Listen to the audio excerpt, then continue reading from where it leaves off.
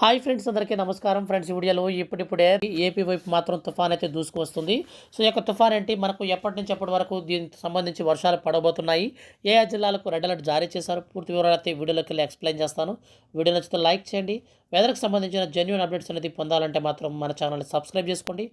ఇక లేట్ చేయకుండా టాపిక్ని స్టార్ట్ చేద్దాం. ఏపీకి మరోసారి తుఫాను ముప్పు పొంచి ఉందంటుంది వాతావరణ శాఖ. బంగాళాఖాతంలో మరో ఉపరితల ఆవర్తనం ఏర్పడుతుందని భావిస్తున్నారు. డిసెంబర్ 18 నాటికి ఇది అల్పపీడనంగా మారుతుందని అంచనా వేస్తున్నారు వాతావరణ శాఖ. శ్రీలంక, తమిళనాడు, ఆంధ్రప్రదేశ్ వైపుగా కొనసాగుతుందని భావిస్తున్నారు. అల్పపీడనం తుఫానుగా మారే అవకాశం కూడా ఉందని అంటున్నారు.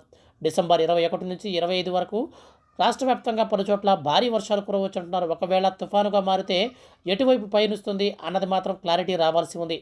ఏపీ వైపుగా పయనించే అవకాశం ఉన్నట్టు చెబుతున్నారు. ఏపీ వైపు మరో తుఫాను ప్రభావం ఉంటుందని హెచ్చరికలతో ప్రజలందరూ కూడా తీవ్ర ఆందోళన చెందుతున్నారు. అలాగే ఇవాళ కాకినాడ, డాక్టర్ బిఆర్ అంబేద్కర్ కోనసీమ, తూర్పుగోదావరి, పశ్చిమ గోదావరి, ఏలూరు, కృష్ణా, ఎన్టీఆర్, బాపట్ల, పల్నాడు, ప్రకాశం, నెల్లూరు, అన్నమయ్య, చిత్తూరు జిల్లాలలో, తిరుపతి జిల్లాలతో సహా అక్కడక్కడ వర్షాలు పడతాయని అంచనా వేస్తున్నారు.